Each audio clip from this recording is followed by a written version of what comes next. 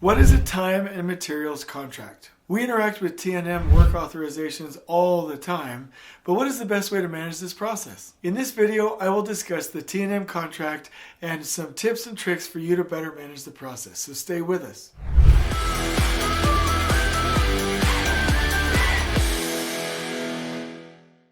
So a T&M contract is a type of construction contract where the owner pays the contractor for the hours spent and the materials used for the project. This type of contract is typically used when the scope is kind of uncertain and it's really challenging to identify a fixed price. So when you're using a T&M contract, you should know the key features. So here we go. Number one, hourly rates. The contractor will specify hourly rates or wage rates early on in the project when you are establishing a prime agreement. So those standard wage rates will already be established.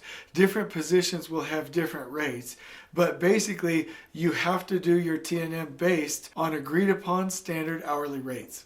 Second, material costs. The client is going to reimburse the contractor for any material costs, and this can include supplies, equipment, or actually tangible items. Now, typically, you're definitely going to have to provide a backup for this, but sometimes you'll have to provide different quotes to make sure that you have the most cost-effective pricing or materials for the job. Let's make sure from the owner side or the contractor side that we're not spending most of the hours just getting multiple quotes. Let's get a good, firm agreement on where we're going to source those materials, provide backup, and be fair not only on the owner side but especially on the contractor side, and make sure that we're billing for the materials that were purchased and for the right amount of materials to do the job.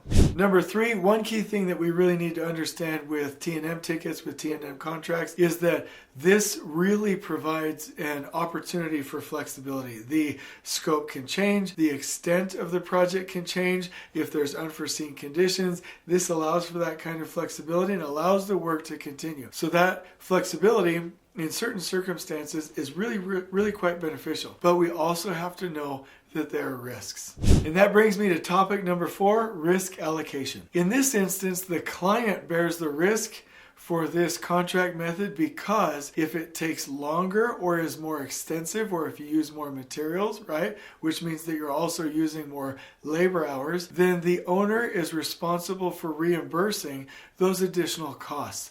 So this is a lot more flexible. This can really help you out when the scope is not easily defined. And even if you're able to track the labors and the material costs accurately, we do have to also manage how long is this taking, and owners have to understand there are some risks here if you have overruns from what you previously thought it would cost, or if it takes longer than what you originally thought it would take.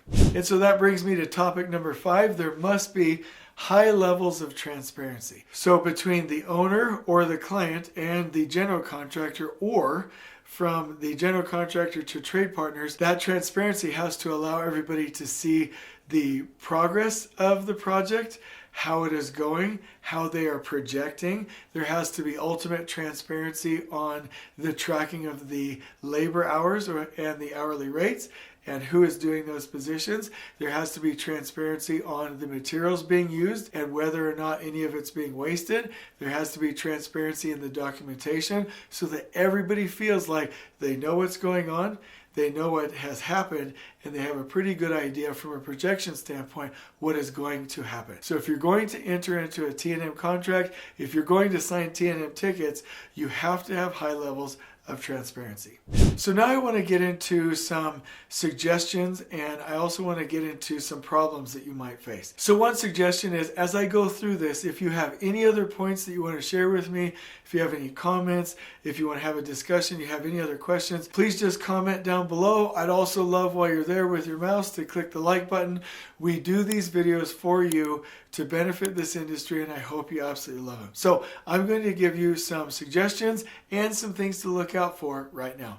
And there's 2 from a suggestion standpoint. So pretty simple. This is pretty basic stuff. Don't waste people's time. So sometimes we can spend more hours actually tracking down 3 different prices for all of the different types of materials. And we can spend more time tracking our hours and doing documentation than actually doing the work. If you are an owner or a client, or a general contractor asking trades to do work, let's be fair and reasonable with the documentation that we are requiring from the people doing the work. Now, we do need documentation. We do need to track those hours. We do need to have fair prices. Let's make sure that it is the right amount of hours and the right amount of effort put towards that documentation.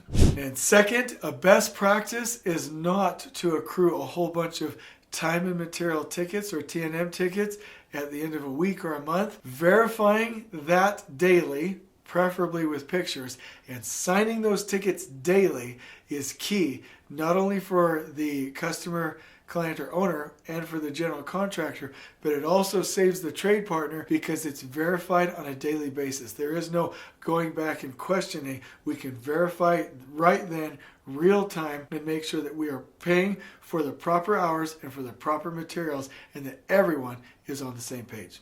So let me talk about some common problems with T&M tickets that if you know, you can manage around them and you can avoid them. So let's go. We've already talked about it, but cost overruns. Remember that if you are enabling your contractors to do work on a T&M basis with a T&M contract and they are submitting T&M tickets, know that you have the risk of overruns. 2, know that there is a lack of cost certainty, meaning you don't know because of the possible overruns what this could cost. So make sure that your budget has enough certainty to where you can afford this because there isn't very much cost certainty. 3, there might be limited contractor accountability. Now, we are going to assume that general contractors and trade partners will do their best, will be honest. Obviously, that's probably why you partnered with them, but just know you have to have the right documentation to have the right accountability. I recommend doing this on a daily basis, but the key is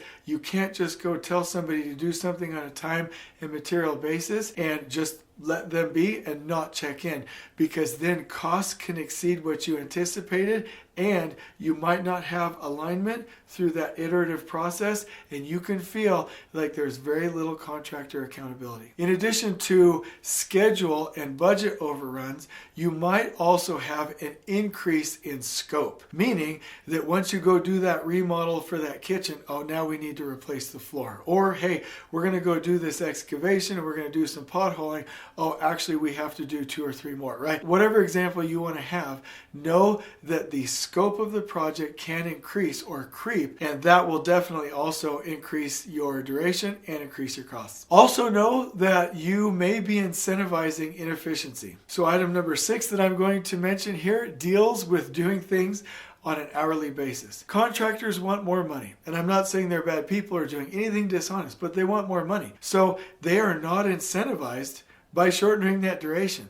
They are not incentivized by going at a good pace. So we literally, by paying people by the hour, are incentivizing them to take longer. So just know that we have to respect the nature of human beings and the behavior of human beings, and just know that paying somebody by the hour incentivizes them to take longer. Okay, so those are some main things to look out for. So let me give you just a couple of tips for how you can manage this process well. Step number 1, establish clear communication. This process will work well if you need it to work well, as long as you have clear communication channels.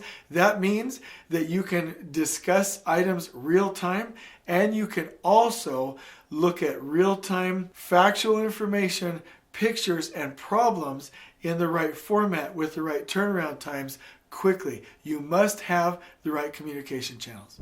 2, always make sure that you have detailed documentation. Not too much, but whatever documentation is required, make sure that it is detailed and accurate. 3, even though you are in a T&M contract, that doesn't mean you have to be vague about the description in the actual contract early on. Describe as much of the scope as you possibly can and be as clear as you possibly can. 4, regular reporting. You will want to check in with the client as often as possible and keep them up to date with how the project is progressing and how it is projecting in the future. Number 5, make sure that you have client approval if you are going to proceed with any new work or anything that was unforeseen. Make sure that that communication is happening and that you have approvals before you begin. And like I said, have sign-offs at the end of each day.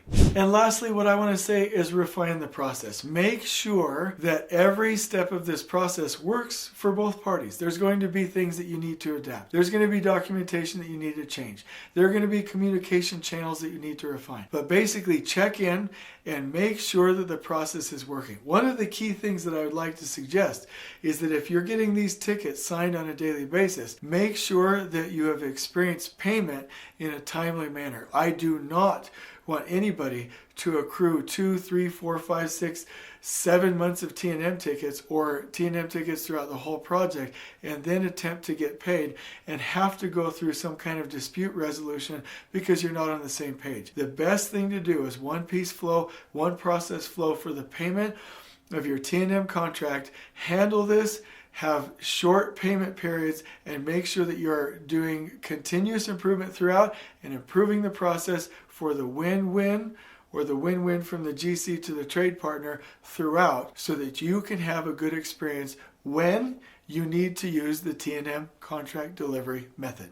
And so I know all of these things are hard to remember, and I know that we all probably deal with T&M tickets. Would you like a little guide? Well, in the description below, we are going to link you to a blog post, and just know we are here for you. We provide consulting, training, and project support, and you can call us. We are your partners. If you need anything with project management, construction, or field operations, we're here for you. I hope you have loved this video. On we go.